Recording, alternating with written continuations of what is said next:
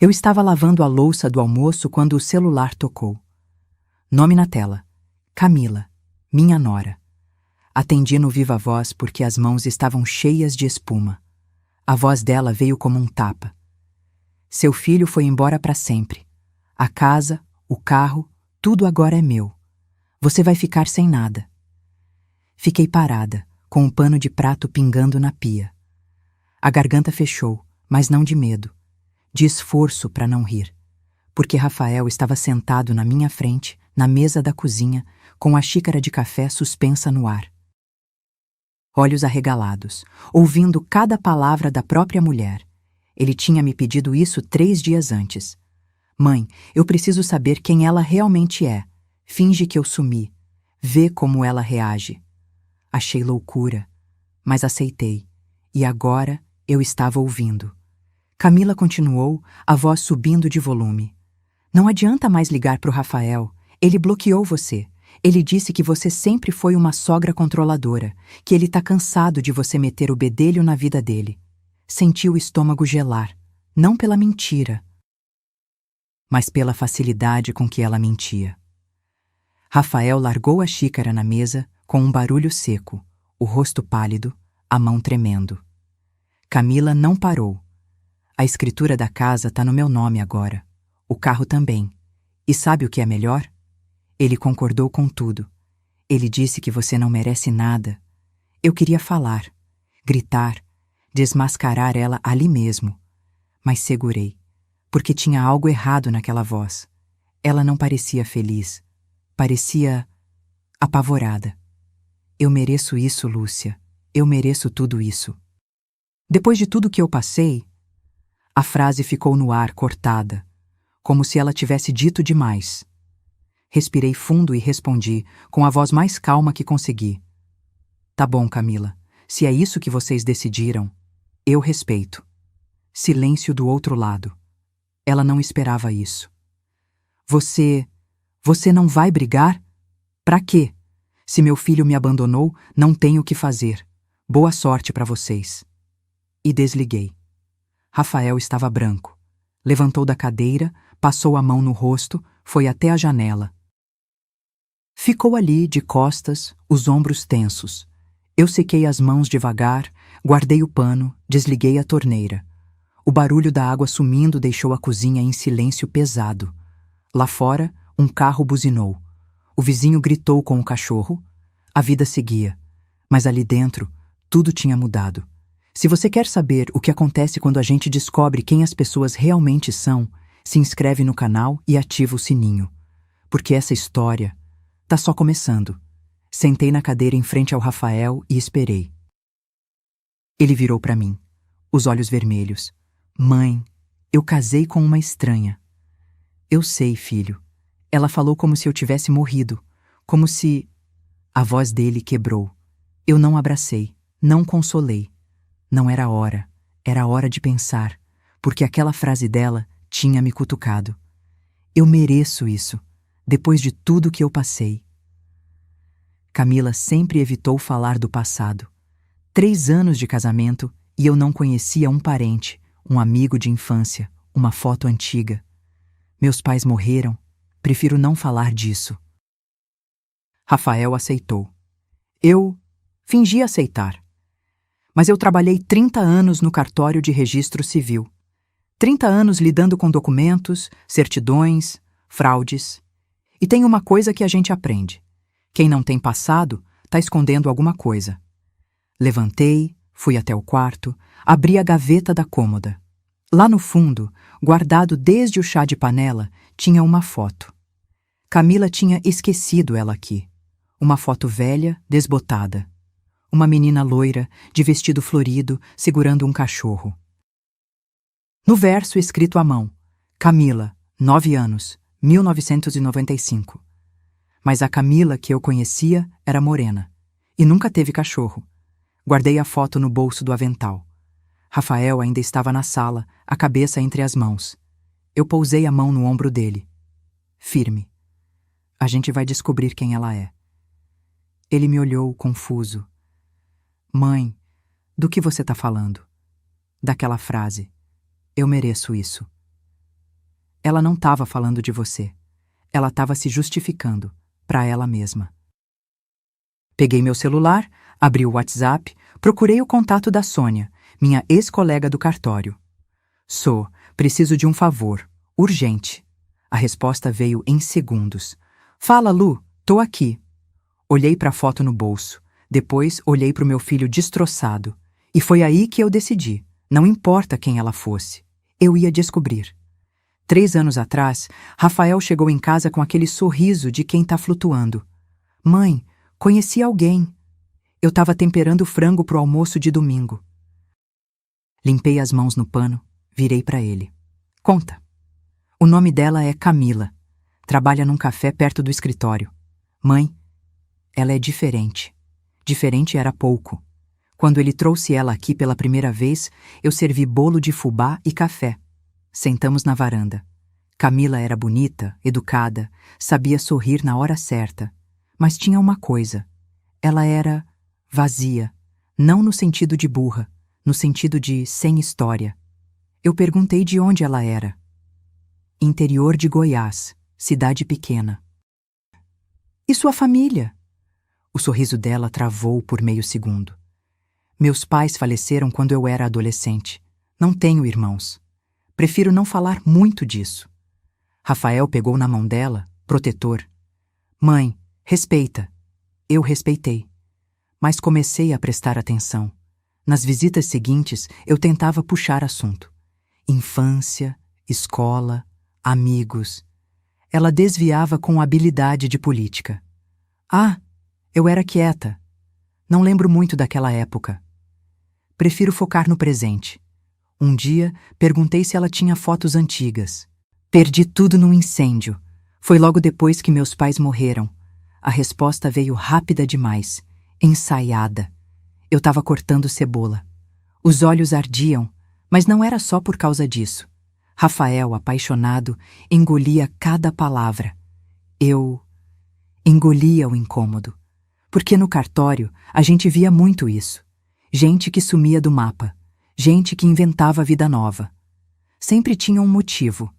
Dívida, violência, crime, vergonha. Tentei investigar do jeito discreto. Perguntei o nome completo dela para fazer o convite de noivado. Camila Esteves Santos. Anotei no celular. Uns dias depois, quando fui pagar uma conta no banco, sentei no canto e pesquisei o nome no Google. Nada. Nem rede social antiga, nem notícia, nem menção em formatura, nada. Como se ela tivesse nascido aos 25 anos. Guardei a pulga atrás da orelha, mas não falei nada. Porque o que eu ia dizer? Filho, sua noiva não tem rastro digital? Ia parecer louca, sogra controladora. Então fiquei quieta. Mas uma vez, uns 6 meses antes do casamento, aconteceu uma coisa.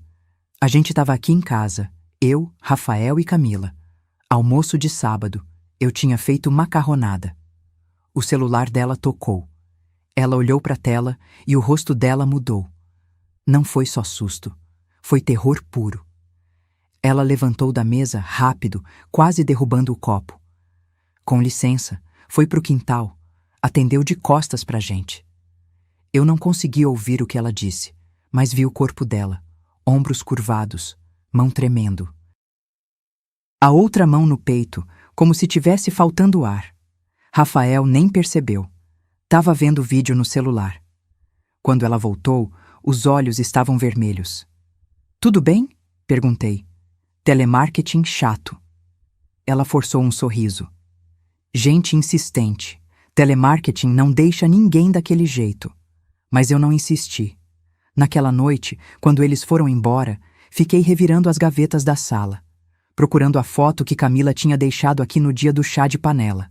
Encontrei no fundo da gaveta da cômoda. Foto antiga, papel fino, desbotado. Uma menina loira de vestido florido segurando um cachorro pequeno. No verso, escrito a caneta azul. Camila, 9 anos, 1995. Olhei para a foto. Olhei de novo. A menina era loira. Camila era morena. Cabelo escuro, liso, sem nenhum sinal de ter sido loiro antes. Botei a foto contra a luz da janela. Não era montagem. Era foto real, revelada, daquelas antigas de laboratório. A letra no verso era infantil, trêmula. Guardei a foto. Não mostrei para Rafael. Não falei nada, mas comecei a observar mais. Percebi que Camila nunca falava de datas. Aniversário dela? Ah, eu não ligo muito para isso. Aniversário dos pais? Não mencionava. Cidade natal? Interior muito pequeno, nem no mapa aparece. Escola? Estudei em casa, minha mãe era professora. Cada resposta bloqueava a próxima pergunta. E Rafael? Achava lindo. Ela é humilde, mãe, não fica se exibindo. Eu mordia a língua, até o dia do casamento. Fui eu e mais 20 pessoas. Cerimônia simples no civil. Camila não convidou ninguém do lado dela. Não tenho família. Meus amigos moram longe. 20 pessoas. E nenhuma dela. Na hora que o juiz pediu as testemunhas, ela chamou a dona do café onde trabalhava e o porteiro do prédio. Gente que mal a conhecia. Depois da cerimônia, abracei ela. Senti o corpo dela tenso, duro. Bem-vinda à família, eu disse. Ela sorriu. Mas os olhos não sorriam. E agora, 3 anos depois, eu tinha certeza. Camila não era quem dizia ser. 2 dias depois daquela ligação, eu não aguentei mais. Rafael tinha dormido aqui em casa. Passou a noite acordado, sentado na sala, olhando para o celular como se esperasse a Camila ligar e dizer que era mentira. Ela não ligou. De manhã, fiz café, pão na chapa, mamão picado. Ele não tocou em nada. Mãe, eu preciso ir lá. Não. Minha voz saiu firme. Eu vou. Mas ela acha que você sumiu, lembra? Se você aparecer agora, a gente perde a chance de entender o que está acontecendo de verdade. Ele passou a mão no rosto, cansado. E se ela não te deixar entrar? Então eu vou saber que ela tem algo a esconder. Peguei a bolsa. Conferi se o celular estava carregado. Calcei a sandália baixa, porque se eu precisasse ficar em pé muito tempo, o salto ia me matar. A casa ficava a 20 minutos daqui. A casa que eu tinha dado de presente para os dois. Entrada, 3 quartos, quintal. Escritura no nome do Rafael. Ou pelo menos era o que eu achava. Toquei a campainha. Esperei. Nada. Toquei de novo, mais demoradamente. Ouvi passos lá dentro, pesados. De homem. Meu estômago apertou. A porta abriu. E não era a Camila. Era um homem. Uns 40 anos. Alto, ombros largos, cabelo grisalho nas têmporas. Vestido com calça social e camisa branca, como se tivesse acabado de sair de uma reunião. Ele me olhou de cima a baixo, sem pressa. Pois não? A voz era fria, educada, mas fria. Engoli seco. Eu sou a Lúcia, sogra da Camila. Vim falar com ela. Ele não se mexeu da porta. Ela não pode receber visitas agora. Como assim não pode? Essa é a casa do meu filho. Era. Ele corrigiu, com um meio sorriso. Agora é da Camila. Senti a raiva subir pelo peito, mas segurei. E você é... um amigo. Amigo. A palavra tinha peso demais. Não era amigo. Era outra coisa. Tentei olhar por cima do ombro dele, mas ele ocupava a porta inteira. Eu só quero conversar com ela 5 minutos. Não vai dar. Ele ia fechar a porta. Botei o pé na frente. Escuta aqui. Eu não sei quem você é, mas essa casa foi presente meu. Eu tenho direito de entrar. Os olhos dele esfriaram. A senhora não tem direito a nada. A escritura foi transferida. Quer conferir? Processa. Agora sai da porta antes que eu chame a polícia. E fechou. Na minha cara. Fiquei ali parada, o sangue fervendo. Respirei fundo. 1 vez, 2. Olhei para os lados. A rua estava vazia. Meio-dia, calor de rachar. Só o barulho de uma britadeira longe e um cachorro latindo. Dei 2 passos para trás. E então ouvi. Baixinho, abafado, mas eu ouvi. A voz da Camila lá dentro. Eu vou conseguir o dinheiro, eu prometo. Só me dá mais 1 semana. Gelei. O homem respondeu algo que não deu para entender. Tom de ordem. Depois, silêncio. Voltei para o carro, mão tremendo na chave. Liguei o motor e fiquei ali, parada, tentando processar. Camila devia dinheiro para aquele homem. Mas ela acabava de ficar com a casa, com o carro, com tudo. Por que ela ainda estava devendo? Peguei o celular. Tirei uma foto discreta da frente da casa. Zoom no carro que estava na garagem. Um Civic prata, placa final 7. Mandei pro Rafael. Tem um homem na casa. Ela tá devendo dinheiro para ele. A resposta veio instantânea. Que homem?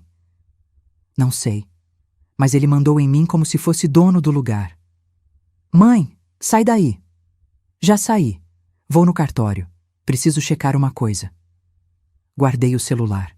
Liguei o ar-condicionado. A blusa estava grudada nas costas de suor. Olhei para o retrovisor. O homem estava na janela da sala, de braços cruzados, me observando. Não desviei o olhar. Dei ré devagar e saí. Mas anotei mentalmente cada detalhe. O relógio de ouro no pulso dele. Caro. Tag Heuer, se não me engano. Uns 15 mil reais, fácil. A postura. Militar, empresário, segurança. E o jeito que ele falou, a senhora não tem direito a nada. Como se já tivesse feito isso antes. No caminho para o cartório, parei no sinal. Uma moto passou zoando. O sol batia no vidro, queimando. Eu precisava de respostas. E ia começar pelo nome dela. Porque se tem uma coisa que 30 anos de cartório me ensinaram, é que papel não mente. Gente mente. Documento, às vezes também. Mas deixa rastro. E eu ia seguir cada maldito rastro até o fim. O cartório ficava no centro, num prédio antigo de 3 andares, com aquele cheiro de papel velho e café requentado que eu conhecia de cor. 30 anos da minha vida naquele lugar. Subi as escadas devagar. O joelho doía um pouco, coisa da idade, mas eu nem liguei. Tinha coisa mais importante para pensar. Empurrei a porta de vidro. A campainha eletrônica apitou. Sônia estava no balcão, óculos na ponta do nariz, digitando algo no computador. Quando me viu, o rosto dela abriu num sorriso. Lu, que surpresa! Pensei que você estava em casa aproveitando a aposentadoria. Aproveitando uma ova. Encostei no balcão. Preciso de um favor. Urgente. Ela tirou os óculos, me olhou com aquela cara de quem já sabe que tem treta. Fala. Quero que você pesquise uma certidão de nascimento para mim. Nome? Camila Esteves Santos. Ela anotou num post-it. Algum detalhe? Data de nascimento? Cidade? Ela disse que nasceu em Goiás, interior. Não lembro a cidade. Deve ter uns 32, 33 anos agora. Sônia franziu a testa. Isso é a sua nora, né? É. Lu, o que está acontecendo? Respirei fundo. Ela sumiu com tudo que era do meu filho. Disse que ele foi embora e tem um homem na casa dela. Um homem que mandou em mim como se eu fosse lixo. Sônia ficou séria. Pousou a caneta. Senta aí, vou ver o que eu acho. Sentei numa cadeira velha de plástico. A sala estava quente. O ventilador roncava no canto, jogando ar morno. 2 minutos, 5, 10. Sônia mexia no sistema, clicava, voltava, pesquisava de novo. Eu olhava para as minhas mãos, as unhas curtas, sem esmalte, a pele marcada de idade. Mãos de quem trabalhou a vida inteira. Mãos que seguraram meu filho quando ele nasceu, que assinaram a escritura daquela casa que eu dei para ele e que agora iam descobrir a verdade sobre aquela mulher. Lu. A voz da Sônia me tirou do transe. Vem cá. Levantei. Me apoiei no balcão. Ela virou a tela do computador para mim. Achei uma Camila Esteves Santos, registrada em Goiânia, 18 de março de 1991. Meu coração acelerou. Então é ela. Sônia balançou a cabeça devagar. Os olhos dela estavam apertados, sérios. Lu, tem um problema. Que problema? Ela clicou em outro documento. Uma certidão de óbito apareceu na tela. Eu li o nome. Reli. Camila Esteves Santos. Data de nascimento: 18 de março de 1991. Data de falecimento: 12 de julho de 1998. 7 anos. Causa mortes: afogamento. Senti o chão sumir debaixo dos meus pés. Como assim? Morreu? Em 1998. Acidente em clube aquático. Foi notificado aqui no sistema estadual. Eu agarrei a beirada do balcão. As pernas bambearam. Então, quem é a mulher que casou com meu filho? Sônia pegou minha mão. Calma. Respira. Respirei. Mas o ar não entrava direito. Isso acontece, Lu. Ela falou baixo. Gente assumindo identidade de criança morta. É uma técnica velha. Pega a certidão de nascimento de alguém que faleceu jovem, tira CPF, documentos e vira outra pessoa. Por quê? Por que alguém faria isso? Fuga. Sônia cruzou os braços. De dívida, de processo, de violência doméstica, de agiotagem. Agiotagem. A palavra acendeu uma luz na minha cabeça. O homem na casa. O relógio caro. O tom de comando. Eu vou conseguir o dinheiro, eu prometo. Isso é crime? Assumir identidade falsa? É, falsidade ideológica. Da cadeia. Engoli seco. E se eu denunciar? Ela vai presa, e tudo que tá no nome dela vira nulo. Casamento, documentos, contratos. Peguei meu celular. As mãos tremiam. Tirei foto da tela do computador. Certidão de óbito. Nome. Data. Tudo. Posso levar uma cópia disso? Não posso liberar cópia oficial sem autorização judicial. Sônia coçou a cabeça. Mas eu não vi você tirar foto, tá? Dei um meio sorriso. Obrigada. Ela segurou meu braço antes que eu saísse. Lu, cuidado. Se ela tá envolvida com gente perigosa, se é agiotagem mesmo, eu sei, mas eu não vou deixar meu filho na mão dessa mulher. E a polícia? Parei. Pensei. Ainda não. Antes eu preciso entender o tamanho da encrenca. Saí do cartório com a certidão de óbito salva no celular. O sol tava a pino. A rua cheia de gente, buzina, ônibus passando. Encostei na parede do prédio, à sombra. Abri a foto de novo. Camila Esteves Santos, 7 anos, afogamento. E a mulher que casou com meu filho tinha 32. Ela roubou a identidade de uma criança morta. Construiu uma vida inteira em cima de uma mentira. E agora, estava fugindo de quê? Peguei o celular. Liguei pro Rafael. Ele atendeu no primeiro toque. E aí, mãe?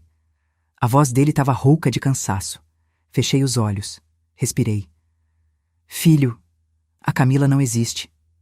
Silêncio do outro lado. Como assim não existe? A Camila de verdade morreu em 1998, com 7 anos, afogada. Ouvi a respiração dele travando. Mãe, você tá dizendo que... Eu tô dizendo que a mulher com quem você casou roubou a identidade de uma criança morta e que a gente estava casado com uma mentira viva. Rafael apareceu aqui em casa 1 hora depois. Entrou sem bater, o rosto cinza, olhos fundos de quem não dorme há dias. Sentou na mesa da cozinha. Ficou olhando pro nada. Eu coloquei um copo de água na frente dele. Ele não tocou. Mãe, como a gente não percebeu? Porque ela era boa. Sentei do outro lado. E porque você estava apaixonado. Ele passou as mãos no rosto, esfregando os olhos. Eu casei com uma fantasma. Não. Você casou com alguém que tá fugindo de alguma coisa. E a gente precisa descobrir do quê? Peguei meu celular, abri a foto da certidão de óbito, mostrei para ele de novo. Ele olhou, desviou, olhou de novo. O que eu faço agora? A gente investiga. Encostei na cadeira. Você tem acesso às contas do banco? Cartões? Extratos? Ele balançou a cabeça. Ela sempre cuidou disso. Disse que eu era desorganizado, que ela preferia controlar. Claro que preferia. Mas você tem a senha do banco, né? Tenho. A gente tem conta conjunta. Então entra agora. Quero ver o extrato dos últimos 3 meses. Ele tirou o celular do bolso, dedos trêmulos, abriu o aplicativo do banco, digitou a senha. Errou. Digitou de novo. Entrou. A tela carregou. Ele ficou parado, lendo em silêncio. O rosto dele mudou. Mãe. Fala. Ela abriu uma conta conjunta sem me avisar, no mês passado. Meu estômago gelou. Como assim sem avisar? Tá aqui, conta corrente conjunta. Eu sou titular junto com ela, mas eu nunca autorizei isso. Mostra. Ele virou o celular para mim. Lá tava, conta corrente, 2 titulares, Rafael Mendes Carvalho e Camila Esteves Santos. Saldo atual, R$ 340. Deslizei a tela para ver o extrato, e aí eu vi. Dia 10 de dezembro, entrada de R$ 185 mil. Descrição: transferência, venda veículo, o carro do Rafael. O Corolla que ele tinha comprado com o dinheiro da rescisão do emprego anterior. Dia 11 de dezembro, saída de R$ 184.660. Descrição: TED, LC Serviços Ltda. Quase tudo. Sumiu em menos de 24 horas. Meu Deus! Rafael largou o celular na mesa como se queimasse. Ela vendeu meu carro, sem me falar, e transferiu o dinheiro para uma empresa que eu nem conheço. Anotei o nome num papel. LC Serviços Ltda. Tem mais alguma movimentação estranha? Ele voltou a mexer no celular. Passou pelo extrato. Parou. Tem um monte de ligação para um número fixo, sempre de madrugada. Olha aqui. Dia 5, às 23h47. Dia 9, às 00h13. Dia 14, às 23h52. Anota esse número. Ele anotou no bloco de notas do celular. Me mandou por mensagem. Peguei meu celular. Joguei o número no Google. Nada. Joguei no Truecaller. LC Serviços, Consultoria Empresarial. Endereço: Rua 7 de Setembro, 438, Sala 12. Filho, você conhece essa empresa? Nunca ouvi falar. E a Camila? Ela nunca mencionou. Respirei fundo. O coração batia rápido demais. R$ 185 mil. O carro inteiro do meu filho. Transferido para uma empresa fantasma. E Camila dizendo: eu vou conseguir o dinheiro, eu prometo. Ela não estava gastando o dinheiro, ela estava pagando alguém. Rafael, me passa o número de telefone dela. O que ela usa? Ele me passou. Abri o WhatsApp dele. Fui no histórico de chamadas com a Camila. 17 ligações recebidas do mesmo número nos últimos 3 meses. Sempre tarde da noite. Sempre durando menos de 2 minutos. Cliquei no número. Salvei nos meus contatos como desconhecido. Mãe, o que você está fazendo? Reunindo provas. Levantei da cadeira. Porque se a gente for confrontar ela, tem que ser com tudo na mão. Peguei minha bolsa, calcei a sandália. Aonde você vai? Conversar com alguém que vê tudo e não fala nada. Quem? A vizinha da frente. Dona Irene. Rafael se levantou, tenso. Mãe, deixa eu ir junto. Não. Se ela te ver, vai desconfiar que a gente está investigando. Eu vou sozinha. Mas, Rafael. Segurei os ombros dele. Confia em mim. Ele respirou fundo, assentiu. Peguei as chaves do carro. Guardei o papel com o nome da empresa na bolsa.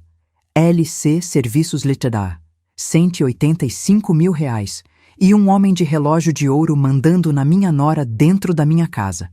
As peças estavam se encaixando. E eu tinha certeza. Camila não era vilã. Ela era refém. Entrei no carro, liguei o motor. O tanque estava na reserva, mas dava para ir e voltar. Olhei para o retrovisor. Rafael estava na porta, de braços cruzados, me observando sair. Dei ré. A tarde estava caindo. O céu laranja, aquele calor que gruda na pele. Dirigi devagar, pensando. Camila roubou uma identidade. Casou com meu filho. E agora estava pagando alguém. Alguém que sabia quem ela realmente era.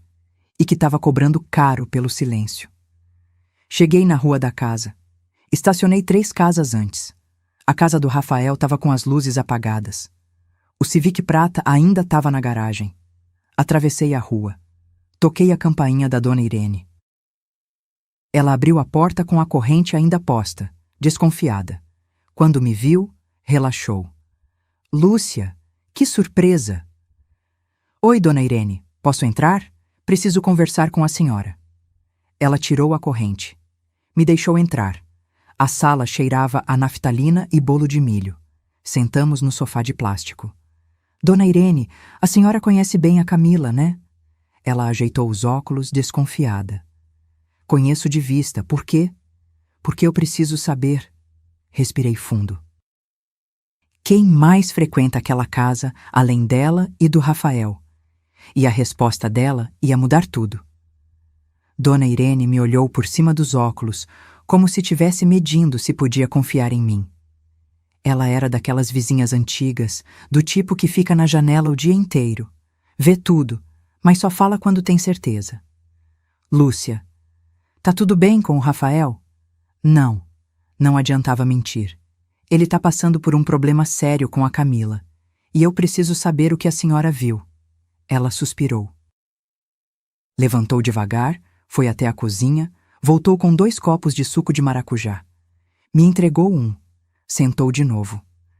Aquele homem, ela começou baixinho, como se alguém pudesse ouvir.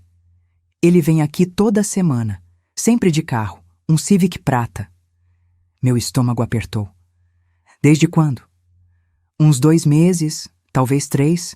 No começo achei que fosse parente dela. Mas aí o quê? Ela tomou um gole do suco. As mãos dela tremiam um pouco. Uma vez eu estava regando as plantas da frente.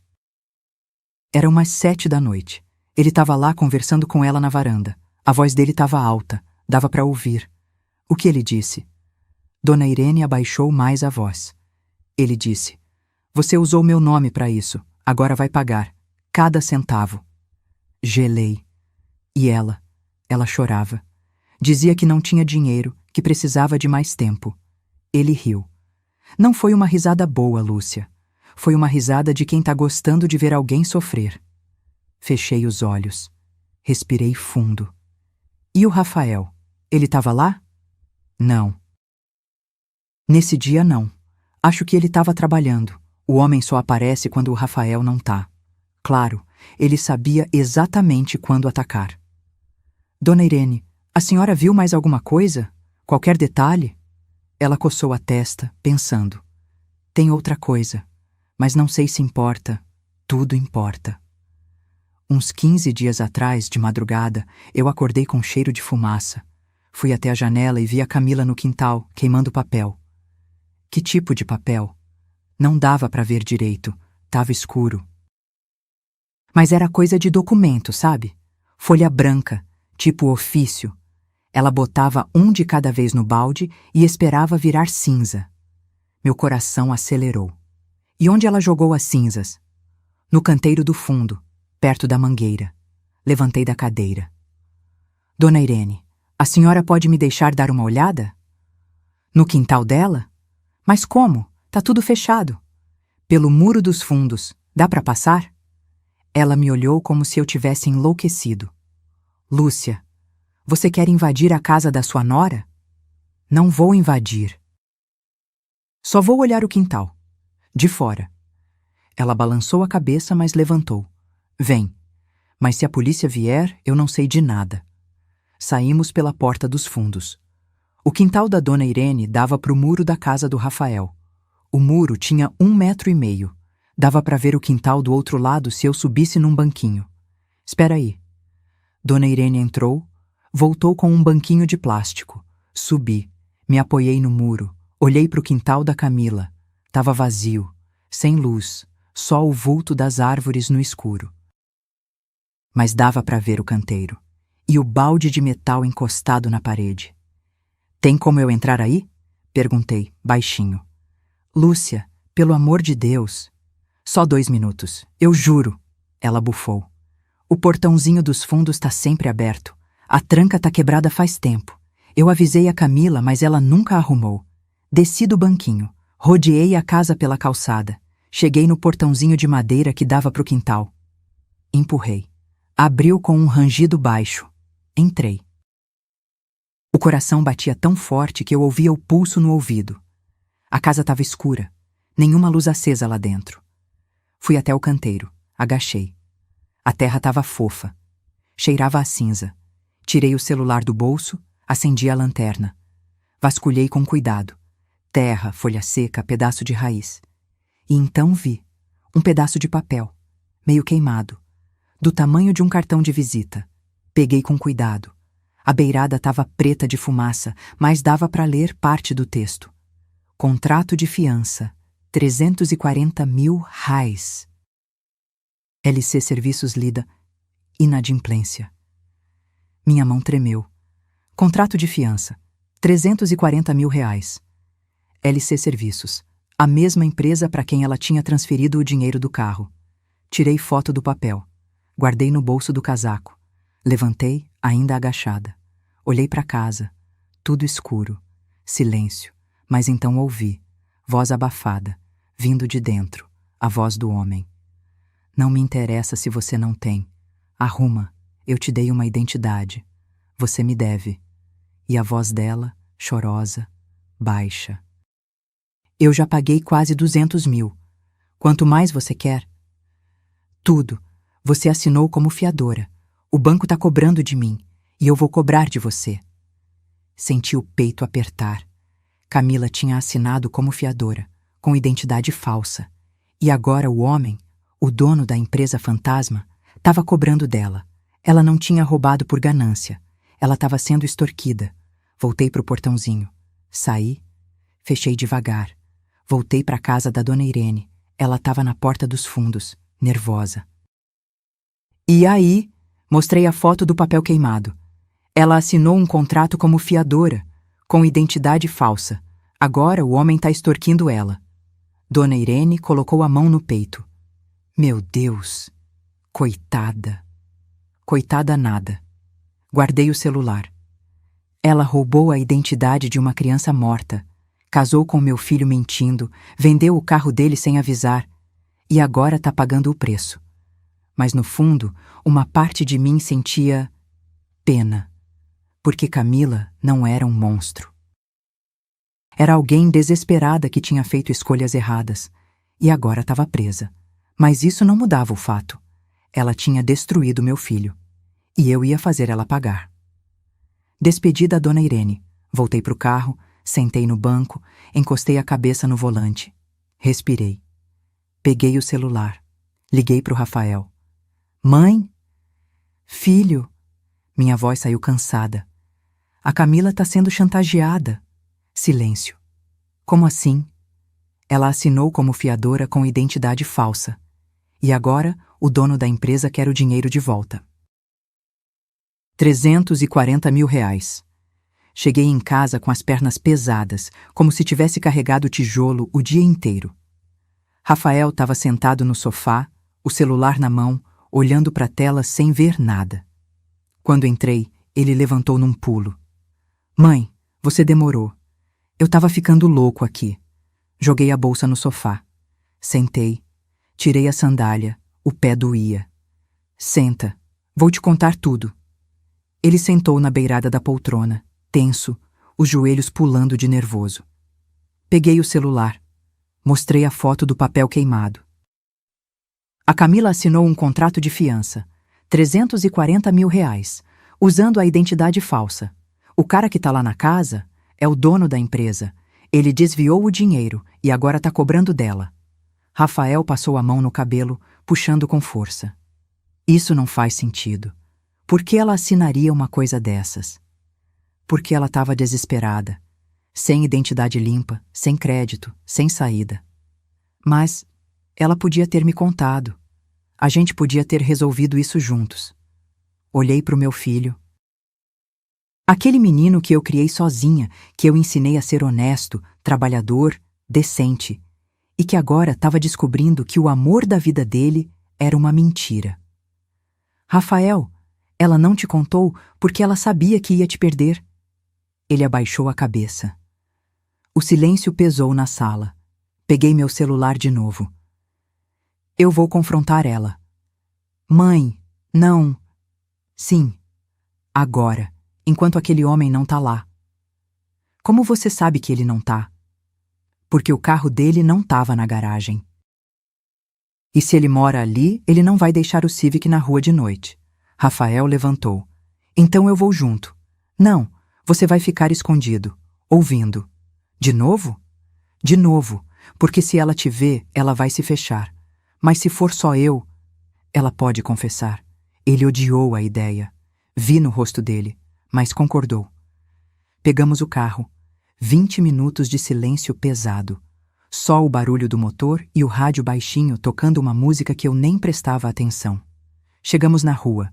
Estacionei 2 casas antes. A casa estava com uma luz acesa. Sala. Ela tá acordada, murmurei. Rafael ficou no carro. Eu saí. Respirei fundo. 1 vez. 2. Toquei a campainha. Esperei. Ouvi passos, leves, dela. A porta abriu. Camila estava de calça de moletom e camiseta velha, cabelo preso, rosto sem maquiagem, olheiras fundas. Magra demais. Quando me viu, o rosto dela congelou. Lúcia. Oi, Camila. Posso entrar? Ela hesitou. Olhou para a rua. Olhou para mim. O Rafael não tá aqui. Eu sei. Vim falar com você. Ela abriu a porta. Devagar. Entrei. A sala estava uma bagunça. Caixas empilhadas no canto, roupa no sofá, cheiro de café requentado. Sentei na poltrona sem esperar convite. Camila ficou de pé, os braços cruzados, defensiva. O que você quer? A verdade. Ela desviou o olhar. Eu não sei do que você está falando. Camila Esteves Santos. Falei devagar, cada sílaba pesando. Nascida em 18 de março de 1991. Falecida em 12 de julho de 1998. Afogamento. O rosto dela desmoronou. As pernas bambearam. Ela segurou no encosto do sofá. Como você... 30 anos de cartório. Você acha que eu não ia descobrir? Ela sentou no chão. Literalmente no chão. As costas na parede. A cabeça entre os joelhos. E começou a chorar. Não era choro de teatro. Era choro de quem não aguenta mais. Soluço preso, ombros tremendo, mão apertando o próprio peito como se quisesse arrancar a dor.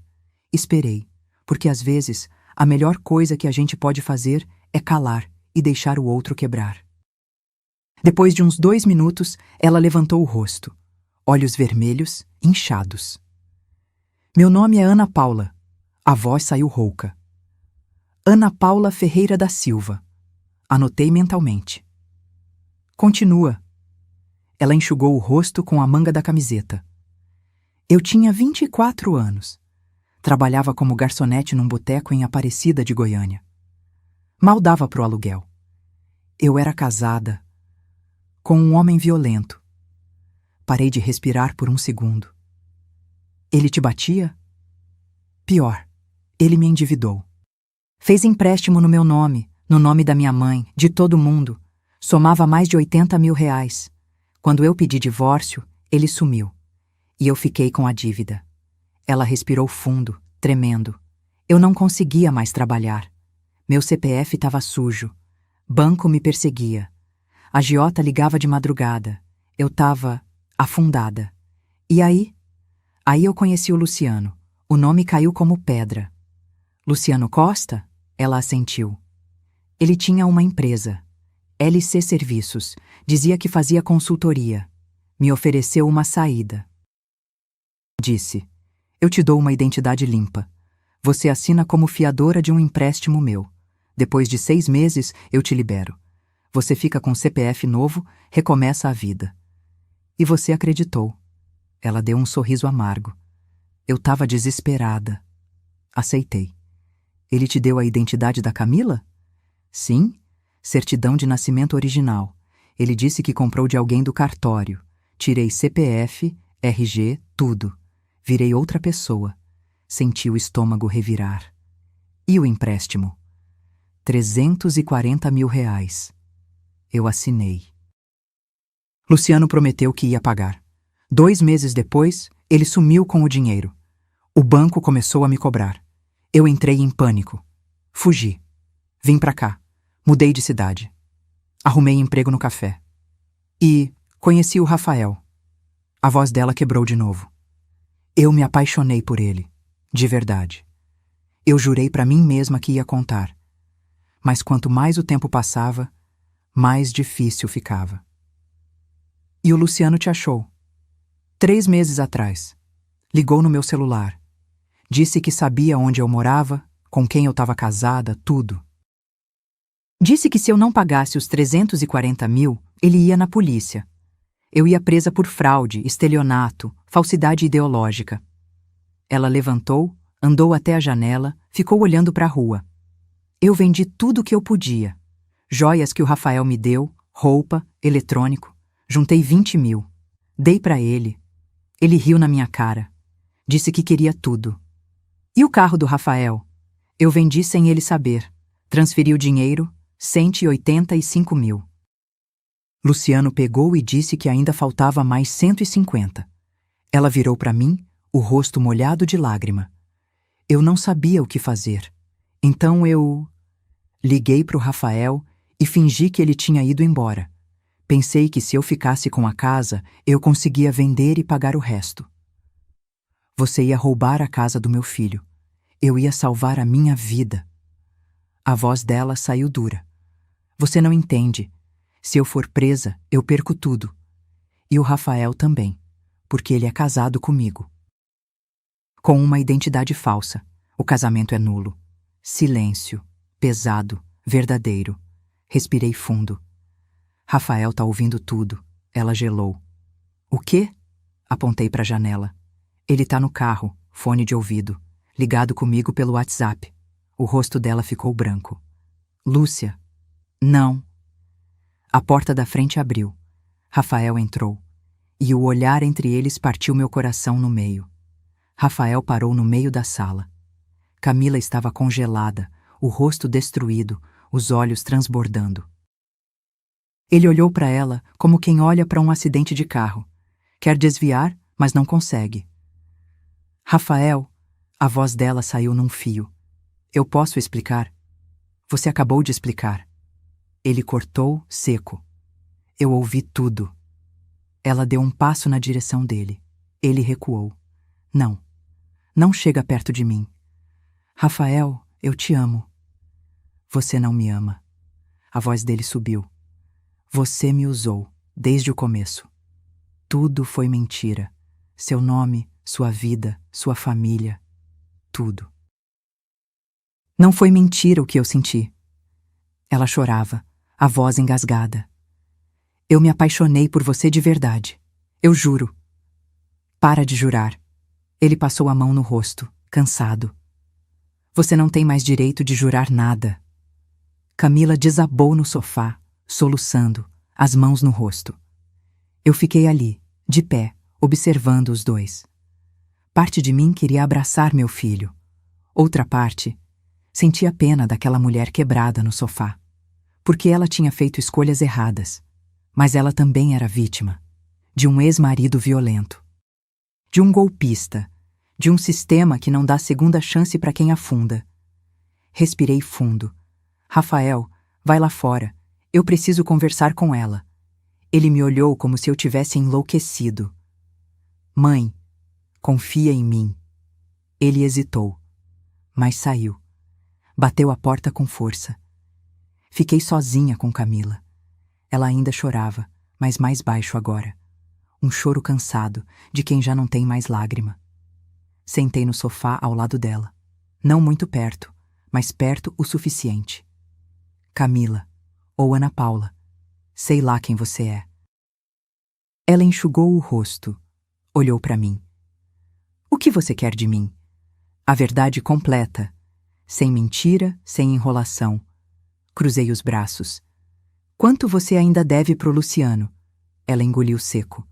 155 mil reais. E o prazo?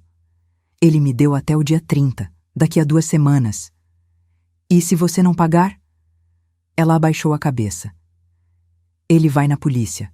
Vai mostrar o contrato, os documentos falsos, tudo. Eu vou presa. E o Rafael, ele vai ser investigado também. Como cúmplice. Meu estômago apertou. O Rafael não sabia de nada. Eu sei, Mas ele casou comigo, com identidade falsa.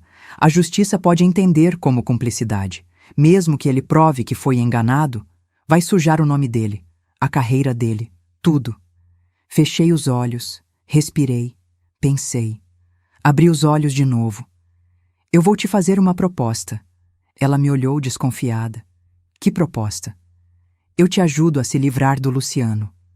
Ela arregalou os olhos. Como? Eu tenho contatos. Cartório, advogado, gente que entende de fraude empresarial. Se o Luciano montou uma empresa fantasma e desviou dinheiro usando você e outras pessoas como fiadora, ele está cometendo crime também. Mas, deixa eu terminar. Levantei a mão. Eu te ajudo, mas com uma condição. Qual? Olhei nos olhos dela, firme. Você devolve a escritura da casa. Pede desculpas pro Rafael. Conta tudo. E depois, desaparece da vida dele. O silêncio engoliu a sala. Camila ficou parada, processando. Você quer que eu vá embora? Sim. Não desviei o olhar. Você destruiu meu filho. Mentiu, usou, roubou. Você pode ter se apaixonado, mas o dano já está feito. Ele nunca mais vai confiar em você. Ela apertou os lábios. Novas lágrimas escorreram. E se eu não aceitar? Então eu vou na polícia agora. Denuncio você e o Luciano. Vocês dois vão presos. E o Rafael fica livre para reconstruir a vida dele. Ela respirou fundo, trêmula. Mas eu também vou presa se você fizer isso. Sim. Mas se você aceitar minha proposta, eu te dou uma chance de sair disso com vida. E com dignidade. Camila ficou em silêncio por um longo tempo. Olhou para as próprias mãos, sujas de terra do quintal, unhas roídas, pele ressecada. Finalmente, ela suspirou. O que você quer que eu faça? Peguei meu celular, abri as notas, comecei a digitar. Primeiro, você vai me dar tudo o que você tem sobre o Luciano. Endereço, telefone, CNPJ da empresa, cópia do contrato, tudo. Eu queimei os documentos. Mas deve ter cópia digital. E-mail, foto no celular, algo. Ela pegou o celular dela, mexeu. Passou uns 2 minutos procurando. Tem isso aqui. Mostrou a tela. Era uma foto de um contrato de fiança. LC Serviços Lituada. CNPJ, endereço, assinatura dela com o nome falso. Tirei foto da tela. Manda isso pro meu número. Ela mandou. Segundo, amanhã de manhã você vai comigo no cartório. A gente vai falar com a minha amiga Sônia. Ela conhece gente da Delegacia de Crimes Financeiros. Mas se eu for lá, eles vão me prender. Não se você colaborar. Me inclinei para frente. Você vai ser testemunha, Camila, contra o Luciano. Se ele usou você, ele usou outras mulheres também. A polícia vai querer pegar ele mais do que você. Ela mordeu o lábio. E eu vou ter imunidade? Não posso garantir, mas você vai ter uma chance. E é mais do que você tem agora. Ela respirou. Fundo. Pesado. E o Rafael? Você assina o divórcio, devolve a casa e sai da vida dele. Para sempre? Para sempre. As lágrimas voltaram, mas dessa vez ela não soluçou. Só deixou escorrer. Tá bom. A voz saiu baixa, derrotada. Eu aceito. Levantei, peguei minha bolsa. Amanhã, 7 da manhã, eu passo aqui. Você vai estar pronta. Vou. Fui até a porta. Parei. Virei para ela. Camila, ou Ana Paula, sei lá. Suspirei. Você fez muita besteira, mas eu entendo que você estava desesperada. E eu não sou de jogar ninguém pros lobos. Então eu vou te ajudar. Mas depois disso, você vai ter que reconstruir sua vida longe da minha família. Ela assentiu, enxugando o rosto. Obrigada. Não respondi. Saí. Rafael estava encostado no carro de braços cruzados, olhando pro nada. Quando me viu, endireitou. E aí? Ela aceitou colaborar. Amanhã a gente vai atrás do Luciano. Ele fechou os olhos. Respirou. Mãe, eu não sei se eu consigo perdoar ela. Passei a mão no rosto dele, calejada, mas cheia de carinho. Você não precisa perdoar agora, filho. Você só precisa sobreviver. Entramos no carro. No caminho de volta, nenhum de nós falou. Só o barulho do trânsito. Buzinas, ônibus freando, moto cortando, a vida seguindo, indiferente. Mas lá dentro, no peito, eu sentia. A guerra estava longe de acabar. 7 da manhã. Eu estava na porta da casa da Camila com 2 copos de café comprados no posto. Um para mim, um para ela. Toquei a campainha. Ela abriu rápido, como se tivesse passado a noite acordada esperando. E pelo rosto dela, tinha mesmo. Olheiras roxas, cabelo preso num rabo de cavalo meio torto, roupa amassada. Bom dia, murmurei, entregando o café. Ela pegou. Não agradeceu. Só tomou um gole e fechou os olhos, como se aquilo fosse a única coisa boa do dia. Vamos? Perguntei. Ela pegou a bolsa. Saiu. Trancou a porta com a chave. Entramos no carro em silêncio. Liguei o motor. O rádio estava ligado, mas desliguei. Não era hora de música. Você conseguiu dormir? Perguntei, só para quebrar o silêncio pesado. Não. Trouxe os documentos? Ela mexeu na bolsa. Tirou o celular. Tá tudo aqui. Fotos, prints de conversa, áudios que ele mandou. Áudios? Sim. Ameaças. Ele mandava às vezes de madrugada, dizendo que ia me destruir se eu não pagasse. Senti o estômago apertar. Por que você não foi na polícia antes? Ela me olhou como se eu tivesse feito a pergunta mais idiota do mundo. Porque eu tô usando identidade falsa, Lúcia. Se eu denunciasse ele, eu ia presa junto. Verdade. Ficamos em silêncio de novo. 20 minutos depois, chegamos no cartório. Sônia estava me esperando. Tinha avisado ela ontem à noite pelo WhatsApp. Mandei uma mensagem resumida. Tenho uma vítima de estelionato. Preciso de ajuda. Ela respondeu. Vem cedo. Vou ligar para o delegado Meireles. Subimos as escadas. Camila ia 2 passos atrás, nervosa, roendo a unha. Sônia estava na recepção com um homem de uns 50 anos, cabelo grisalho, camisa social, cara de quem já viu de tudo.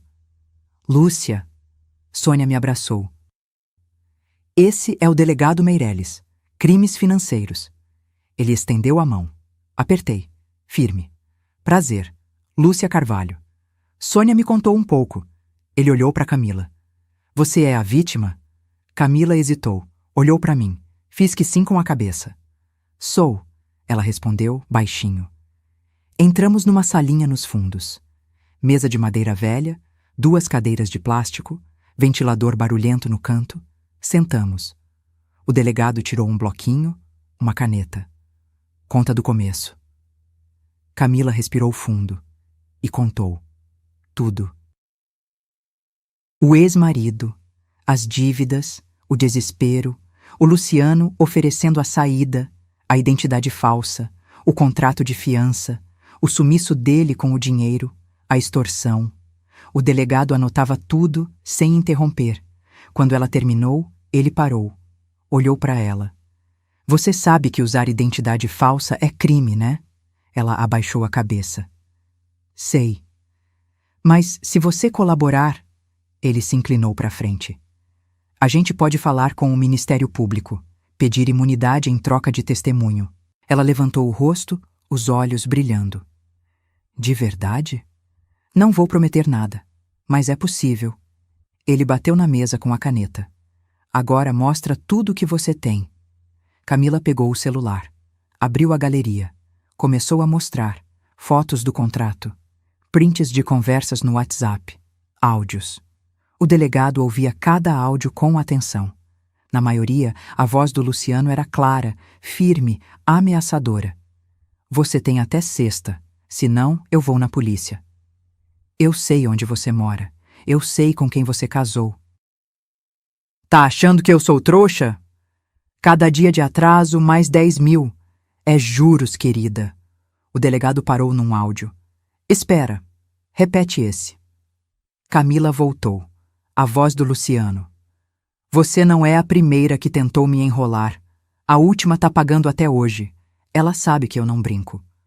O delegado anotou algo. Circulou. A última. Ele usou outras vítimas. Sim, Camila confirmou. Ele comentou uma vez que tinha feito isso com outras mulheres. Disse que era negócio. Sônia se inclinou. Meirelles, se ele fez isso com várias pessoas, dá para rastrear? Ele assentiu.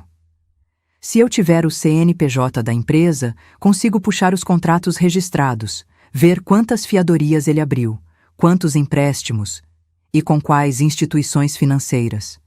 Camila pegou o celular de novo. O CNPJ está aqui. Mostrou uma foto do contrato.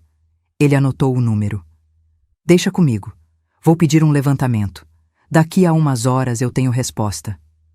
Saímos da salinha. O delegado foi para o computador dele. Sônia trouxe água para mim e para Camila. Sentamos na recepção, esperando. Eu olhava para Camila. Ela estava pálida, mão tremendo segurando o copo. Vai dar certo, falei baixinho. Ela me olhou, não sorriu, mas assentiu. 1 hora depois, o delegado voltou, com uma pasta na mão e o rosto fechado. Lúcia, vem cá. Levantei. Fui até a mesa dele. Ele abriu a pasta. Folhas impressas, contratos, nomes, valores. LC Serviços Limitada. Ele apontou.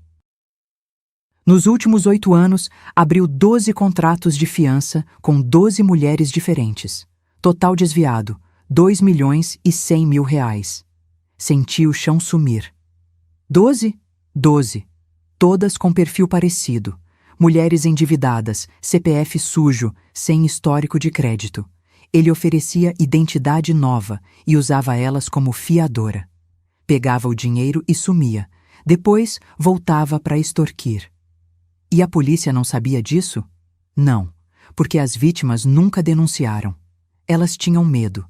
Estavam usando documento falso. Se denunciassem, iam presas. Olhei para Camila. Ela estava de pé agora, ouvindo tudo. E as outras mulheres? Perguntei. Onde elas estão? O delegado passou o dedo pela lista. A maioria pagou. Algumas ainda estão pagando. Mas tem uma... Ele parou. Joana Mendes Silva. Registrada como paradeiro desconhecido desde 2019. Meu sangue gelou. O que isso quer dizer? Ele me olhou sério. Quer dizer que ela sumiu. E ninguém sabe onde ela tá. Camila soltou um gemido abafado. Levou a mão à boca. Meu Deus! A gente não pode afirmar que ele fez algo com ela. O delegado continuou. Mas é suspeito. Muito suspeito. Sônia se aproximou. Meirelles, o que você vai fazer? Ele fechou a pasta. Vou abrir inquérito. Investigar a empresa, os contratos, as vítimas e vou emitir um mandado de prisão preventiva para o Luciano Costa. Quando? Hoje mesmo. Respirei aliviada, mas Camila estava tremendo. E eu? O delegado olhou para ela. Você vai testemunhar. E enquanto isso, fica em casa. Não sai. Não fala com ele. Não responde mensagem. A gente vai prender ele antes que ele perceba. Ela assentiu, os olhos cheios d'água. Saímos do cartório 2 horas depois. O sol estava forte, o calor sufocante. Entramos no carro. Fiquei ali, segurando o volante, sem ligar o motor. Lúcia, a voz da Camila saiu rouca. Você acha que ele matou aquela mulher? Olhei para ela. Eu não sei, mas a polícia vai descobrir. Ela encostou a cabeça no vidro, fechou os olhos. Eu podia ter sido a próxima. Não respondi, porque era verdade. Liguei o motor. Voltamos para a casa dela. Quando ela desceu do carro, eu segurei o braço dela. Camila, fica trancada aí dentro. Não atende a porta para ninguém. Se ele aparecer, liga para a polícia. E se ele já souber que eu denunciei? Então liga para mim. Ela assentiu. Entrou. Trancou a porta. Fiquei ali, vendo a casa. Respirei fundo e torci para que a polícia chegasse antes do Luciano. Voltei para casa com o estômago embrulhado. Rafael estava na sala, andando de um lado para o outro, celular na mão. Quando me viu, correu até mim. E aí, o que aconteceu? Sentei no sofá. Larguei a bolsa no chão. As pernas doíam. A polícia vai prender o Luciano. Hoje. Ele parou. Respirou fundo. Graças a Deus. Mas tem mais. Olhei para ele. Ele fez isso com outras 12 mulheres. Desviou mais de 2 milhões de reais. E uma delas desapareceu. O rosto dele ficou branco. Desapareceu como? Ninguém sabe. Sumiu em 2019. Paradeiro desconhecido. Ele sentou na poltrona, a mão no peito. Mãe, a Camila podia ter. Eu sei. Cortei. Mas não aconteceu. E não vai acontecer. Peguei meu celular, abri o WhatsApp. Tinha uma mensagem do delegado Meireles. Mandado emitido. Equipe vai executar prisão às 18 horas. Endereço confirmado. Rua 7 de Setembro, 438, Sala 12. Mostrei pro Rafael. Eles vão prender ele no escritório. E se ele não estiver lá? Eles vão atrás, mas ele vai. Rafael levantou, foi até a janela, ficou olhando para a rua. Mãe, eu quero estar lá. O quê? Eu quero ver quando prenderem ele. Rafael, não é uma boa ideia. Eu preciso.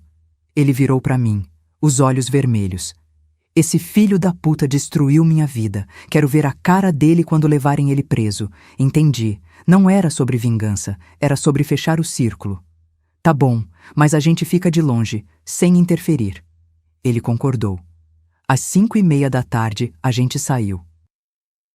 O endereço ficava no centro, num prédio comercial velho, daqueles com elevador barulhento e cheiro de mofo. Estacionei do outro lado da rua, 3 carros adiante. Tinha uma viatura da polícia parada na esquina. Sem sirene, sem alarde. Eles já estão aqui, murmurei. Rafael olhava fixo para o prédio. 6 horas. Uma van preta parou na frente do prédio. Desceram 4 policiais à paisana. Entraram. A gente ficou esperando. 5 minutos. 10.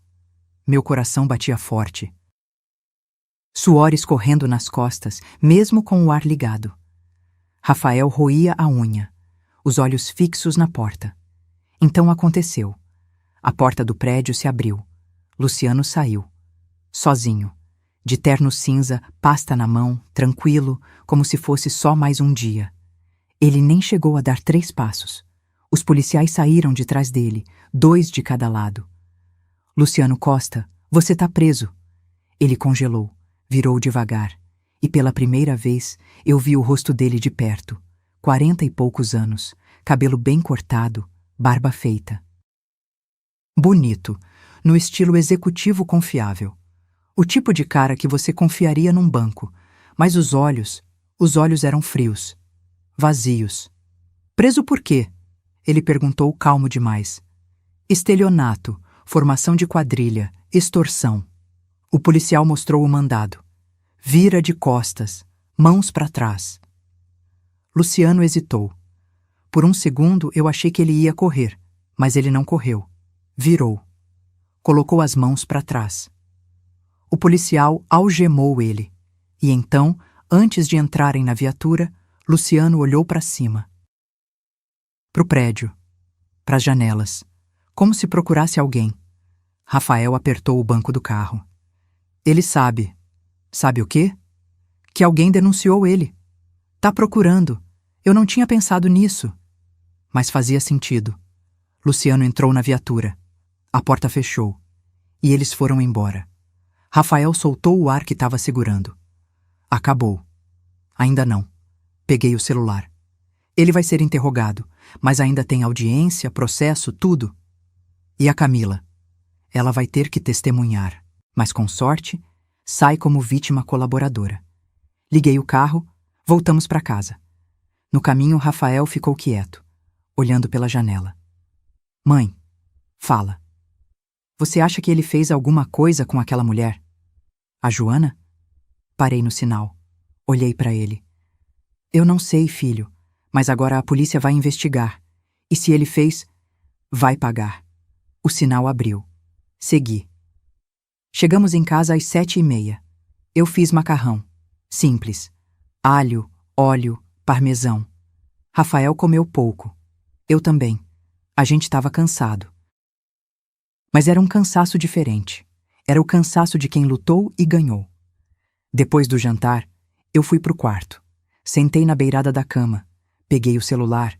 Tinha uma mensagem da Camila. Lúcia, obrigada. Pela primeira vez em anos, eu consegui dormir sem medo. Não respondi na hora. Fiquei olhando para a mensagem, pensando. Ela tinha destruído meu filho, mentido, roubado, mas também tinha sido vítima de um homem violento, de um golpista, de um sistema que não perdoa. Respirei fundo. Digitei. Descansa. Amanhã a gente resolve o resto. Enviei, deitei, apaguei a luz. Mas não consegui dormir direito, porque uma parte de mim sabia... Luciano estava preso, mas a história ainda não tinha acabado. 2 dias depois, o telefone tocou. Era o delegado Meireles. Lúcia, preciso que você venha aqui. E traga a Camila. Por quê? Luciano confessou. Mas tem uma coisa que você precisa saber. O tom da voz dele me arrepiou. O que ele disse? Vem aqui.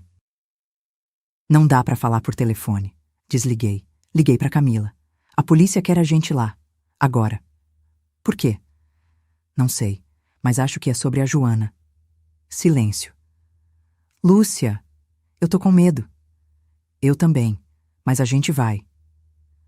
Meia hora depois, eu e Camila estávamos na delegacia. O delegado nos levou para uma sala reservada. Sentamos. Ele abriu uma pasta, tirou uma foto. Joana Mendes Silva, 38 anos, desaparecida desde junho de 2019. Olhei para a foto.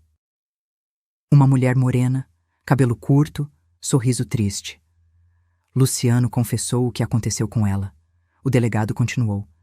Camila segurou minha mão. Forte. Ela não conseguiu pagar. Igual a você. Ele ameaçou ela.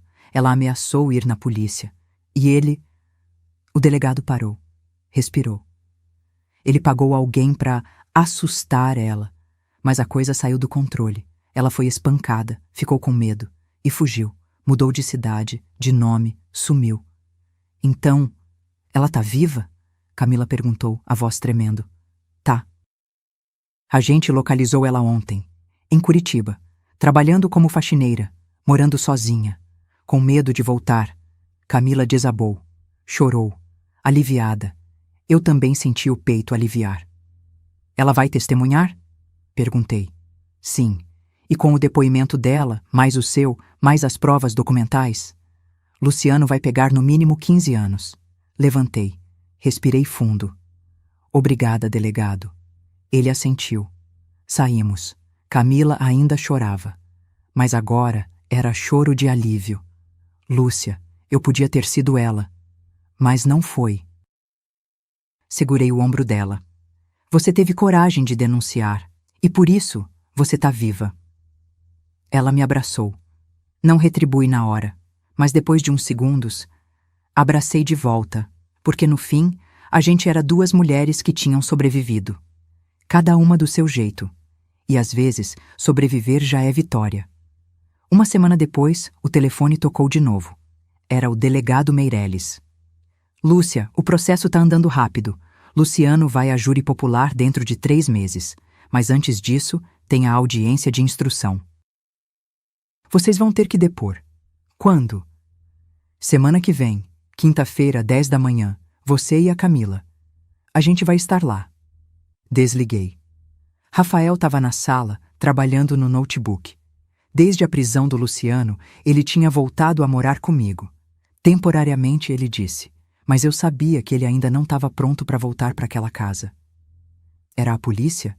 Ele perguntou, sem tirar os olhos da tela. Audiência. Semana que vem. Ele parou de digitar. Olhou para mim. E você quer que eu vá junto?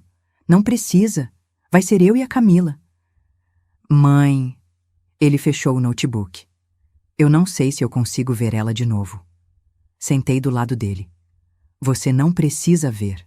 Não precisa perdoar. Só precisa seguir sua vida. Ele passou a mão no rosto. É mais difícil do que parece. Eu sei. A gente ficou em silêncio. Lá fora, um cachorro latia. Carro passando. Vida normal. Mas aqui dentro, a gente ainda estava remontando os pedaços. Isso, quinta-feira chegou. 7 da manhã, eu estava na frente da casa da Camila de novo. Ela saiu antes mesmo de eu tocar a campainha. Roupa simples, calça preta, blusa branca, cabelo preso, sem maquiagem. Parecia menor, mais frágil. Bom dia, ela disse, a voz baixa. Bom dia, tá pronta? Não, mas vamos mesmo assim. Entramos no carro. O caminho para o fórum foi silencioso. Eu dirigia. Ela olhava pela janela. Lúcia, ela começou hesitante. Fala. Depois disso tudo acabar, eu vou embora. Como você pediu. Não respondi na hora. Só olhei para frente. Pro trânsito, pros semáforos. Para onde você vai? Não sei ainda. Talvez Brasília, ou Rio, algum lugar longe. E o nome? Vou usar meu nome de verdade. Ana Paula. Vou regularizar tudo. CPF, RG, tudo certinho. Recomeçar do zero.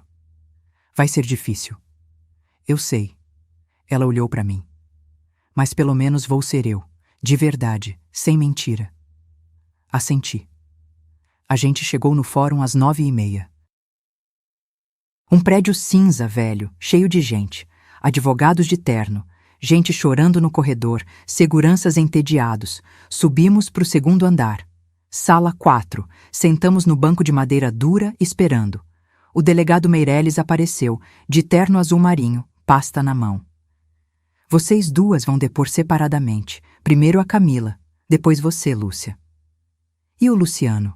Perguntei. Ele vai estar lá, na sala, algemado, mas vai estar.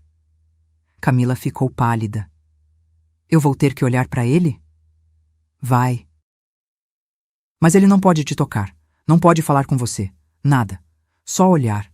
E você vai contar tudo o que ele fez. Ela respirou fundo, tremendo. Eu segurei a mão dela. Você consegue. Ela assentiu. 10h. A porta abriu. Um oficial chamou. Camila Esteves Santos. Ela levantou. Olhou para mim uma última vez. Vai, eu disse. Ela entrou. A porta fechou. Fiquei sozinha no corredor, sentada, esperando. Meia hora passou. 40 minutos. 1 hora. Finalmente a porta abriu. Camila saiu. Os olhos vermelhos, mas o rosto firme. Ela tinha chorado, mas tinha sobrevivido. Como foi? Perguntei. Difícil, mas eu falei tudo. Ele ficou me olhando o tempo todo, tentando me intimidar, mas eu não desviei. Sorri de leve. Você foi bem. Ela sentou do meu lado, exausta. Então chamaram meu nome. Lúcia Mendes Carvalho. Levantei. Respirei fundo. Entrei. A sala era pequena. Uma mesa comprida. O juiz na frente de toga preta. 2 advogados. E do lado esquerdo, sentado, algemado, Luciano. Ele me olhou quando entrei. Aquele olhar frio, calculista, tentando me ler. Não desviei. Sentei na cadeira de frente para o juiz. O oficial me fez jurar que diria a verdade. Jurei. O juiz começou. Senhora Lúcia, a senhora conhecia o réu antes desse caso? Não. Só vi ele pela primeira vez quando fui na casa da minha nora. Ele estava lá, agindo como dono. E o que a senhora fez? Investiguei. Descobri que ela estava usando identidade falsa e que ele estava extorquindo ela. O advogado de defesa se levantou. Excelência, a testemunha não tem como provar que houve extorsão. Tenho sim. Tirei o celular da bolsa. Tenho gravações, prints, fotos de documentos queimados. Tudo. O juiz pediu para ver. Entreguei. Ele olhou. Passou para os advogados. O advogado de defesa ficou quieto. O juiz voltou a falar.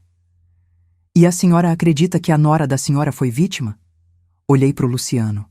Ele me encarava, sem piscar. Sim, ela fez escolhas erradas. Mas ela foi manipulada por um homem que faz isso com mulheres vulneráveis. Ele é um predador. O advogado de defesa tentou objetar, mas o juiz levantou a mão. Já ouvi o suficiente. Fui dispensada. Levantei. Antes de sair, olhei para Luciano uma última vez. Ele sorriu, de canto de boca, como se nada daquilo importasse. Mas eu vi, nos olhos dele. Ele sabia que tinha perdido. Saí da sala. Camila estava esperando no corredor. E aí? Acabou. Agora é esperar a sentença. A gente saiu do fórum. O sol estava forte, o calor sufocante. Mas eu respirei fundo, sentindo o ar encher os pulmões. Liberdade. A gente tinha vencido. 3 meses depois, a sentença saiu. Luciano Costa foi condenado a 18 anos de prisão por estelionato qualificado, extorsão, formação de quadrilha e falsidade ideológica, sem direito a recurso em liberdade. Camila, ou Ana Paula, recebeu imunidade em troca do testemunho. O casamento dela com Rafael foi anulado. A escritura da casa voltou para o nome dele. E ela, como prometeu, foi embora. Mandou uma mensagem antes de ir. Obrigada por me dar uma chance de recomeçar. Vou viver o resto da minha vida tentando ser uma pessoa melhor. Eu não respondi, mas guardei a mensagem, porque no fundo eu entendia. Às vezes a gente erra. Às vezes a gente se afunda tanto que esquece como voltar. E às vezes alguém te joga uma corda e você decide se vai segurar ou não. 1 mês depois da sentença, Rafael finalmente voltou para casa. A casa que tinha sido dele e da Camila, que agora era só dele. Eu ajudei na mudança. Caixas, roupas, livros. A gente passou o dia inteiro organizando. No fim da tarde, sentamos na varanda. 2 copos de suco. Silêncio bom. Parece diferente, ele disse, olhando para o quintal. Por que é? Ele tomou um gole. Ficou olhando para as próprias mãos. Mãe, você acha que eu fui idiota? Por quê? Por ter confiado nela, por não ter percebido. Respirei fundo. Você se apaixonou. E ela era boa em mentir. Não tem como você ter percebido. Mas você percebeu. Porque eu estava de fora. E porque eu já vi muita gente mentindo na minha frente. 30 anos de cartório ensina isso. Ele deu um meio sorriso. Triste. Eu não sei se vou conseguir confiar em alguém de novo. Vai. Segurei a mão dele. Vai demorar, vai doer, mas vai. A gente ficou ali mais um tempo, até o sol começar a descer. Quando eu ia embora, ele me chamou. Mãe, virei. Obrigado, por não ter desistido de mim. Senti os olhos arderem, mas segurei. Nunca vou desistir de você. Nunca. Abracei ele, forte, e fui embora. 2 semanas depois, eu estava em casa, organizando os papéis velhos do armário, quando o celular tocou. Número desconhecido. Atendi. Alô? Lúcia? A voz era feminina, hesitante. Sim, quem é? É a Joana, Joana Mendes. Levei uns segundos para processar. A mulher que tinha desaparecido. A vítima que o Luciano tinha ameaçado. Joana, como você conseguiu meu número? O delegado Meireles me passou. Ele disse que foi você que ajudou a Camila a denunciar e que por causa disso eles conseguiram me encontrar também. É verdade. Eu só queria agradecer. A voz dela falhou. Faz 5 anos que eu vivo com medo. Mudei de cidade, de nome. Cortei contato com todo mundo que eu conhecia. E agora ele tá preso. Eu finalmente posso voltar a ter uma vida. Sentei na beirada da cama, o peito apertado. Joana, você não tem que agradecer. Você sobreviveu. Isso é o que importa. Mas eu não teria tido coragem de denunciar sozinha. Quando a polícia me achou e disse que tinha outras vítimas testemunhando, eu soube que podia falar também. Você foi corajosa. Não, você foi. Fiquei em silêncio. Depois de alguns segundos, ela continuou. Tem outras mulheres também, as outras vítimas. A gente está se organizando. Queremos entrar com ação de reparação de danos, contra ele e contra os bancos que aceitaram os contratos sem verificar direito. Isso é ótimo. E a gente queria saber se você podia nos ajudar. com sua experiência de cartório, de documentação. Pensei. Eu tinha 60 anos, estava aposentada, tinha criado meu filho, tinha feito minha parte, mas tinha 12 mulheres, 12 vidas destruídas, e eu tinha conhecimento, contatos, experiência. Eu ajudo, respondi. Sério? Sério. Ouvi ela chorar do outro lado, um choro de alívio. Obrigada, Lúcia, muito obrigada. A gente combinou de se encontrar na semana seguinte. Ela, mais 3 vítimas e eu. Quando desliguei, fiquei olhando para o celular. Pensando, eu tinha entrado nessa história para proteger meu filho. Mas tinha terminado protegendo outras mulheres também. E no fundo, isso significava alguma coisa. 3 meses depois, num sábado de manhã, Rafael apareceu aqui em casa. Com uma moça do lado dele. Cabelo castanho, sorriso tímido, vestido florido. Mãe, essa é a Helena. A gente trabalha junto. Estendi a mão. Ela apertou. Firme. Prazer, dona Lúcia. O Rafael fala muito da senhora. Coisas boas, eu espero. Só coisas boas. A gente conversou na sala. Café, bolo de laranja. Helena era arquiteta. 30 anos. Gostava de plantas e de cachorro. Simples. Real. Quando ela foi ao banheiro, Rafael se inclinou para mim. E aí, o que você achou? Ela parece legal. É. Ele sorriu, pela primeira vez em meses, um sorriso verdadeiro. E mãe? Dessa vez eu fui devagar. Conheci a família dela, os amigos, tudo. Bom, eu aprendi, segurei a mão dele. Eu sei. Helena voltou. A gente conversou mais um pouco. Depois eles foram embora. Quando a porta fechou, eu fiquei ali, na sala, sozinha, olhando para as fotos na parede. Eu e Rafael quando ele era criança. A formatura dele. A casa que eu tinha dado de presente. E pensei. A Camila tinha entrado na nossa vida como um furacão. Destruiu, mentiu, roubou.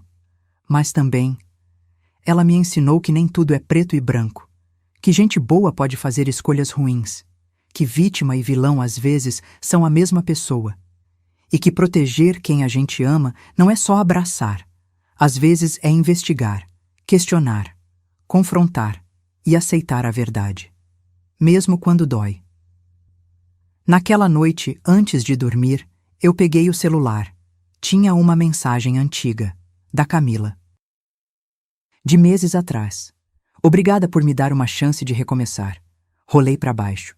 Tinha mais uma, de 2 semanas atrás. Consegui um emprego de cozinheira, comida por quilo. Nada muito, mas é honesto. E eu tô usando meu nome de verdade. Ana Paula. Pela primeira vez na vida, eu sou eu. Eu nunca tinha respondido, mas agora digitei. Que bom, cuida de você. Enviei. 2 minutos depois, ela respondeu. Sempre. Obrigada, por tudo. Apaguei a luz. Deitei e, finalmente, dormi em paz. Porque eu tinha feito o que era certo, tinha protegido meu filho, tinha ajudado mulheres que precisavam e tinha dado uma segunda chance para alguém que merecia. Não porque ela era perfeita, mas porque ninguém é. Rafael acordava cedo agora. Notei isso numa manhã de domingo, quando passei na casa dele para levar um pote de bolo. 7 da manhã, ele já estava na cozinha, café passando, música baixa no rádio. Bom dia, mãe. Ele me abraçou. Cheirava a sabonete e café fresco. Bom dia. Você tá diferente. Diferente como? Mais leve. Ele sorriu. Serviu café para mim. A gente sentou na varanda. O sol ainda estava fraco, o ar fresco. A Helena vem almoçar hoje, ele disse, mexendo o açúcar no café. Que bom. Gostei dela. Eu também. Ele olhou para o quintal. Mãe, eu tô bem. De verdade. Pela primeira vez em meses, eu tô bem. Segurei a mão dele por cima da mesa. Eu sei. A gente ficou ali uns minutos, em silêncio. Mas era um silêncio bom. De quem não precisa preencher o espaço com palavra. Quando eu ia embora, a campainha tocou. Era o carteiro. Envelope registrado. Rafael assinou. Abriu, leu, Ficou parado. Mãe, olha isso. Peguei o papel. Era um cheque, nominal a Rafael Mendes Carvalho, valor R$ 15.000. E um bilhete, escrito à mão, letra caprichada.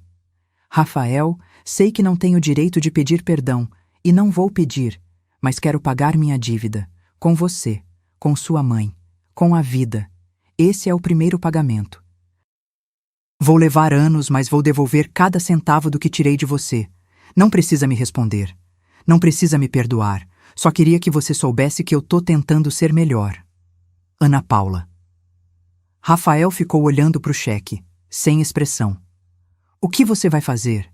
Perguntei baixinho. Não sei. Ele dobrou o papel. Parte de mim quer rasgar, devolver, mandar ela sumir de vez. E a outra parte? Ele respirou fundo. A outra parte entende que ela está tentando. E que isso é mais do que muita gente faria. Não respondi, porque não tinha resposta certa. Vou guardar, ele disse finalmente. Mas não vou responder. Ainda não. Tá bom. Guardei o bilhete na gaveta da cozinha. E a vida seguiu. 2 semanas depois, eu estava no cartório, não trabalhando, mas visitando a Sônia. A gente tomava café na sala dos fundos quando o delegado Meirelles apareceu. Lúcia, que surpresa! Oi, Meirelles, tudo bem? Tudo. Vim trazer uma notícia. Boa ou ruim? Boa. Ele sentou, aceitou o café que a Sônia ofereceu. A ação coletiva das vítimas do Luciano foi aceita. Os bancos vão ter que ressarcir pelo menos 60% do valor. Meu coração acelerou. Sério? Sério. E tem mais. O Luciano perdeu todos os recursos, vai cumprir a pena inteira. 18 anos, sem progressão de regime nos primeiros 5. Senti o peito aliviar. Então acabou mesmo. Acabou. Ele tomou um gole de café. E tudo isso graças a você. Não foi só eu, foi a Camila, a Joana, todas as mulheres que tiveram coragem de falar. Mas você foi quem começou, quem não desistiu. Sorri, cansada, mas feliz. Eu só fiz o que precisava ser feito. Depois que ele saiu, fiquei ali, sentada, olhando pela janela, pensando. 1 ano atrás, eu tinha recebido aquela ligação. A voz da Camila gritando que meu filho tinha ido embora. E agora, Luciano estava preso. As vítimas estavam sendo ressarcidas. Rafael estava reconstruindo a vida. E eu tinha aprendido que proteger quem a gente ama não é só defender, é investigar, questionar e, às vezes, perdoar. Naquela noite, em casa, eu abri o celular, fui nas mensagens antigas, procurei o contato da Camila, Ana Paula. A última mensagem era minha. Que bom, cuida de você. Fiquei olhando, pensando se devia ou não. Finalmente digitei. Rafael recebeu o cheque. Ele guardou. Não sei se vai responder. Mas queria que você soubesse. Você fez a coisa certa. Enviei. 3 minutos depois a resposta. Obrigada, Lúcia, por tudo. De verdade. Não respondi mais. Fechei o celular. Apaguei a luz. E pela primeira vez em muito tempo, senti que o ciclo tinha se fechado. Camila, Ana Paula, tinha errado. Muito. Mas também tinha tentado consertar. E às vezes, isso é tudo que a gente pode fazer. Errar, aprender, consertar e seguir. Porque a vida não é sobre ser perfeito, é sobre ser humano. 6 meses se passaram como água. A vida voltou ao normal. Ou melhor, a um novo normal. Rafael casou com a Helena numa cerimônia pequena, só família e amigos próximos. Eu chorei, claro. Mãe chora em casamento. É lei. Ele vendia a casa antiga. Disse que queria começar do zero, num lugar sem fantasma. Eu entendi. As vítimas do Luciano tinham recebido parte da indenização. Joana voltou para a cidade natal, abriu uma loja de roupas. Me mandava foto de vez em quando, sorrindo, livre. E a Ana Paula? Ela continuou mandando os 15.000 por mês, religiosamente, com bilhetes curtos. Rafael guardava tudo numa pasta, sem abrir, sem responder, mas guardava. Numa tarde de sábado, eu estava em casa, regando as plantas da varanda quando o portão rangeu. Olhei. Era uma mulher. Cabelo curto agora, mais claro, óculos de grau, roupa simples. Levei uns segundos para reconhecer. Ana Paula. Meu coração disparou. Ela ficou parada do lado de fora do portão. As mãos na bolsa, nervosa. Lúcia... A voz saiu baixa. Desculpa aparecer assim. Eu sei que não devia. Mas eu precisava falar com você. Larguei o regador. Sequei as mãos no avental. Entra. Ela hesitou. Tem certeza? Entra. Ela abriu o portão devagar. Entrou. Fechou atrás de si. A gente ficou ali, de pé, na varanda. Eu não ofereci café. Não era visita. Era outra coisa. Eu não vim para pedir perdão. Ela começou. Porque eu sei que não mereço. Vim só agradecer. E dizer que eu tô bem. Trabalhando. Vivendo com meu nome. Pagando minhas contas. Eu sei. Rafael me contou dos cheques. Ele tá bem? Tá. Casou de novo. Com uma moça boa. Os olhos dela encheram de lágrima, mas ela segurou. Que bom. Ele merece. Silêncio. Pesado. Ela respirou fundo. Lúcia, você me salvou. E eu sei que não era sua obrigação. Eu tinha destruído seu filho. Mas você me deu uma chance mesmo assim. Por quê? Olhei para ela. Aquela mulher que tinha entrado na nossa vida como um furacão. Mentirosa, ladra, golpista. Mas também vítima, desesperada, humana. Porque eu vi que você não era má, respondi finalmente. Você era perdida, e gente perdida, às vezes só precisa de alguém que aponte o caminho de volta. Ela soluçou. Cobriu o rosto com as mãos. Esperei. Quando ela se acalmou, enxugou os olhos. Eu vou continuar pagando, até o último centavo, eu prometo. Eu sei. E eu nunca vou esquecer o que você fez por mim. Assenti. Ela virou para sair. Parou. Olhou para mim uma última vez. Você é uma mulher incrível, Lúcia. Não sou. Sou só uma mãe que protegeu o filho. E uma mulher que entendeu que todo mundo merece uma segunda chance. Ela sorriu. Triste, mas verdadeiro. E foi embora. Fiquei ali, na varanda, vendo ela sumir na esquina. Respirei fundo. Voltei pro regador, pro vaso de samambaia. A vida seguia. Naquela noite, Rafael veio jantar aqui. Trouxe a Helena. A gente comeu macarronada, conversou, riu. Quando eles iam embora, eu chamei o Rafael no canto. A Ana Paula veio aqui hoje. Ele congelou. O quê? Veio se despedir. Agradecer. Disse que vai continuar pagando. E você... deixou ela entrar? Deixei. Olhei nos olhos dele. Ela não é mais uma ameaça, filho. Ela é só... uma mulher tentando viver direito. Ele ficou em silêncio, processando. Mãe, eu não sei se consigo perdoar ela. E tudo bem, você não precisa. Perdão não é obrigação, é escolha. Ele assentiu, me abraçou, forte. Obrigado, mãe, por tudo. Não precisa agradecer, sou sua mãe, é o que eu faço. Mais tarde, sozinha, sentada no sofá, com uma xícara de chá na mão, eu peguei o celular, abri as mensagens. Fui até aquele grupo que a Joana tinha criado. Mulheres do Luciano, ela chamou. 12 mulheres, todas sobreviventes. Tinha mensagem nova. Joana. Meninas, fechei o contrato da loja. Inauguro o mês que vem. Vocês estão todas convidadas. Uma outra. Parabéns, Joe, você merece. Outra. Vou aí com certeza. Ana Paula. Parabéns, Joana. Você é inspiração para todas nós. Sorri. Digitei. Parabéns, Joana. Manda o endereço. Vou levar bolo. E foi aí que eu entendi. Minha nora tinha gritado ao telefone que meu filho tinha ido embora, que ela ia ficar com tudo. Que eu ia ficar sem nada. Ela estava errada. Porque no fim, eu não perdi nada. Ganhei. Ganhei a certeza de que eu fiz o que era certo. Ganhei a confiança do meu filho de volta. Ganhei a liberdade de 12 mulheres. E ganhei a paz de saber que, mesmo quando a mentira grita, o silêncio da verdade sempre vence.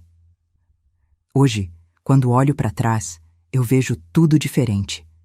Aquela ligação não foi o fim, foi o começo. O começo de uma investigação, de uma luta, de uma vitória e de uma lição que vou levar para o resto da vida. Silêncio não é fraqueza. Às vezes, é a arma mais poderosa. Porque quando você cala, você escuta tudo. E quando você escuta, você descobre a verdade. E a verdade, por mais dolorosa que seja, sempre liberta. E você? Já passou por uma situação onde alguém tentou te enganar? Já descobriu uma mentira que mudou tudo? Conta aqui nos comentários. Eu leio todos. Se você gostou dessa história, deixa seu like, se inscreve no canal e ativa o sininho para não perder os próximos vídeos. E me diz, de onde você está assistindo? Manda um alô da sua cidade. Até a próxima história. E lembra, proteger quem você ama não é só defender.